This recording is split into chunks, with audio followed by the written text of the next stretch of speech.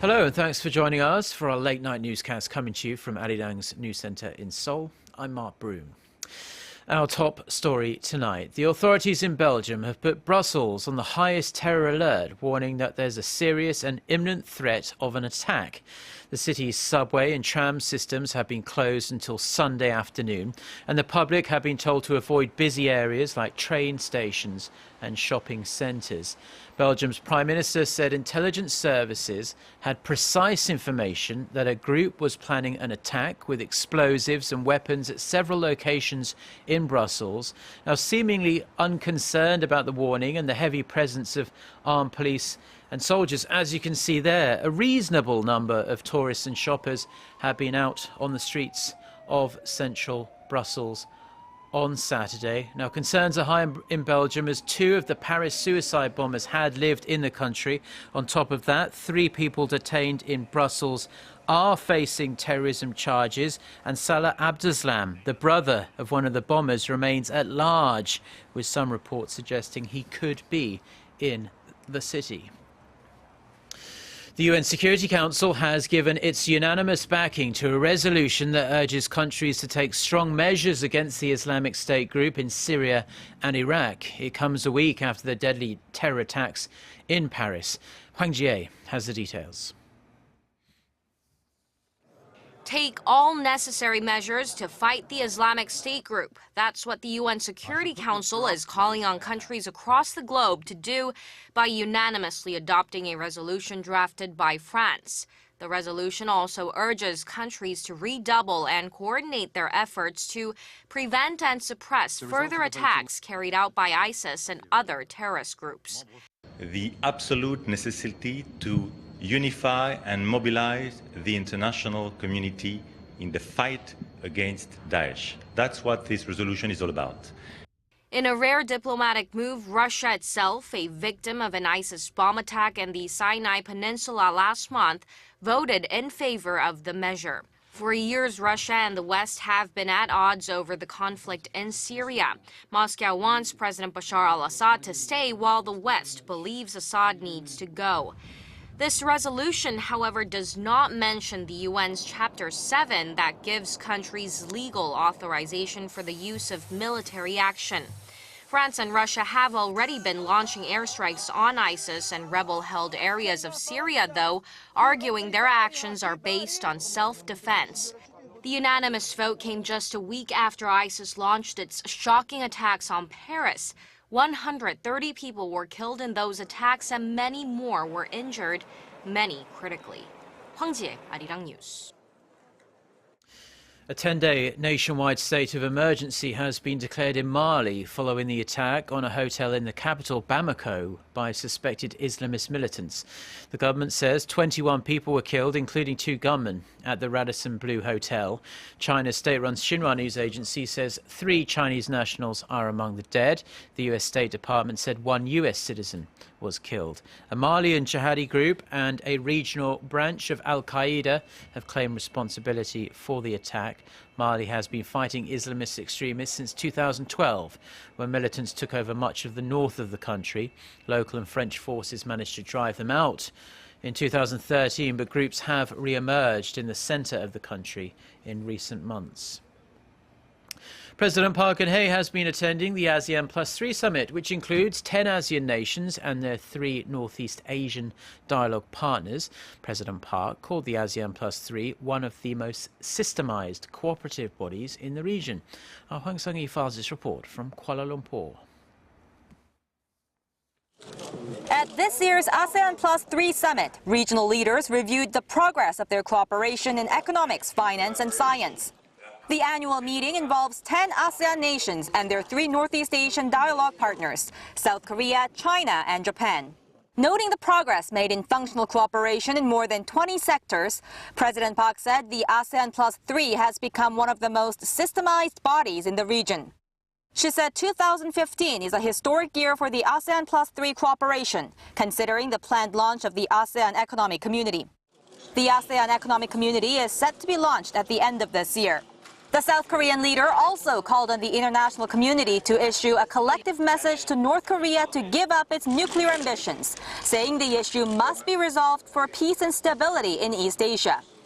On Sunday, President Park will attend the East Asia Summit, an annual meeting with the ASEAN leaders and its 8 dialogue partners, including the U.S., China, and Japan, for discussions on regional issues. Since UN Secretary General Ban Ki-moon will also be attending Sunday's summit, attention is on whether President Park will have a chance to be briefed about the UN chief's plan to visit North Korea. Hwang Sung-hee, Arirang News, Kuala Lumpur. Now, South Korea's National Assembly Speaker is en route to Germany for talks with parliamentary leaders there on the peaceful reunification of the Korean Peninsula.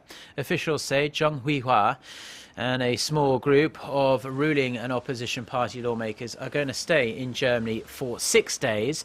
Jung is expected to ask German lawmakers for their support for Seoul's efforts to peacefully reunify the two Koreas. The group will also use their time in Germany to deepen bilateral relations between Seoul and Berlin. Germany is one of South Korea's biggest trading partners in Europe. Trade between the two nations surpassed $28 billion last year. The US government has reissued a warning advising Americans to avoid travelling to North Korea. Renewing its last warning made in April, the US State Department said there was a risk of arrest and long-term detention due to North Korea's inconsistent application of its criminal laws. It said North Korean authorities have arrested Americans who entered North Korea on valid visas, as well as US citizens who accidentally crossed into its territory. The State Department said that US citizens still wanting to travel to North Korea should first contact the US Embassy in Beijing. Now, as part of its ongoing probe into the massive anti-government protests in Seoul last weekend, police raided the offices of several labour groups on Saturday. The Seoul Metropolitan Police Agency says officers searched 12 offices of 8 labour unions, including the Korean Confederation of Trade Unions. Now, it's the first time police have raided the headquarters of the KCTU since it was founded around 20 years ago. The authorities say a small minority of the estimated 70,000 demonstrators were responsible for violent and other illegal acts during the protest. However, the unions accused the police of a heavy-handed response that included firing tear gas and water cannons at demonstrators. The rally, arranged to protest the government's labour reforms and plans to overhaul history education in schools, were the largest held in Seoul since 2008. Now, reduced nicotine cigarettes are a popular choice for smokers here in Korea, but there is a common perception that they might be the lesser of two evils. But are they really any less unhealthy than regular strength cigarettes? Our Park Se-young has the details. Cigarette smoke contains over 4,700 chemical compounds, including nicotine, the highly addictive and harmful substance found naturally in tobacco. In recent years, there's been a push for regulations to limit the nicotine in cigarettes, and those efforts just got some support thanks to a new study by a research team in the U.S. From mid-2013 to mid-2014, 780 participants were given the option of smoking regular cigarettes or switching to low-nicotine cigarettes for 6 weeks. When the time was up, the participants who had been smoking cigarettes containing 2.4 milligrams of nicotine or less per gram of tobacco were smoking about 30% fewer cigarettes than those who smoked cigarettes containing 15.8 milligrams per gram. The smokers who were given the cigarettes with lower nicotine levels smoked an average of 15 or 16 cigarettes a day, while the high nicotine group averaged 21 cigarettes per day, demonstrating the benefits of lowering the nicotine in cigarettes. The researchers emphasize, however, that less nicotine does not equal less harm to the body. It may seem like smoking low-nicotine cigarettes brings in fewer toxic substances, but that's not true. Smokers tend to inhale more deeply and more often, resulting in similar amounts of toxins. The study, published in the New England Journal of Medicine, also found that reduced nicotine cigarettes had little impact on a smoker's ability to quit. However, those assigned to the low-nicotine products were twice as likely to report having tried to quit than the others. Park Se-young, Arirang News. The emissions cheating scandal continues to get even more toxic for Volkswagen. The US Environmental Protection Agency now says cheating software is on even more models, stretching back several years. Volkswagen told the EPA that defeat device software is on about 85,000 Volkswagen, Audi and Porsche vehicles with 3-litre engines going back to the 2009 model year. The latest development means more Volkswagen, Audi and Porsche owners in the US and elsewhere could face recalls of their cars to fix the software.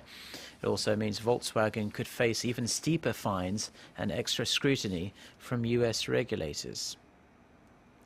And finally, taking a look at the weather here in Korea, and it's feeling pretty cold across the entire country tonight. In Seoul, we're going to see temperatures dip to just 4 degrees Celsius. It will be quite chilly on Sunday as well. The high is only going to reach 14 degrees Celsius in the capital. With that, let's take a look at the weather around the world.